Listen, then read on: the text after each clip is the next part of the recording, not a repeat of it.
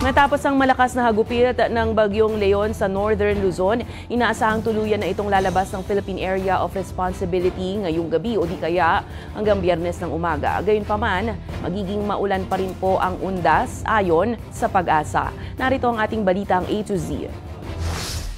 Malakas pa ang Super Typhoon Leon Huwebes ng madaling araw, kaya itinaas pa ng Pag-asa ang ilang bahagi ng Batanes sa pambihirang Signal number 5. Umabot kasi sa 155 kilometers per hour ang lakas ng hangin ng Super Typhoon Leon. Sa bayan ng Itbayat, hindi nakaligtas sa hagupit ng bagyo ang Santa Maria de Mayan Church na isa sa pinakalumang simbahan sa lugar.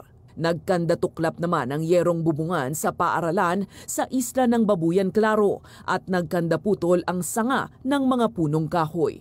Pero dakong alas 8 ng umaga ng Huwebes ay nagsimula na itong humina habang papalayo ng Pilipinas hanggang tuluyan ng maglandfall sa Taiwan nitong hapon. Kaya naman, nagsimula na rin ang mga tauhan ng munisipyo ng Ivana, Batanes sa kanilang clearing operations. Although papalayo na nga itong si Leon sa extreme northern Luzon, asahan pa rin natin yung rains with gusty winds sa may Batanes, pati na rin sa may Babuyan Islands. Nakataas pa rin ang signal number 2 sa Itbayat, Batanes, samantalang ibinaba na sa signal number 1 ang nalalabing bahagi ng Batanes at Babuyan Islands, gayon din ang hilagang bahagi ng Cagayan at Ilocos Norte. Para naman sa Metro Manila at sa nalalabing bahagi ng Luzon, aasahan pa nga rin natin yung maulap na papawirin at mga kalat-kalat na pag-ulan, pagkidlat at pagkulog, dulot naman sa trough netong si Leon. Sa kabila ng paghina at unti-unting paglayo ni Typhoon Leon, abiso ng Weather Bureau, magdala pa rin ng mga panangga sa ulan ngayong undas.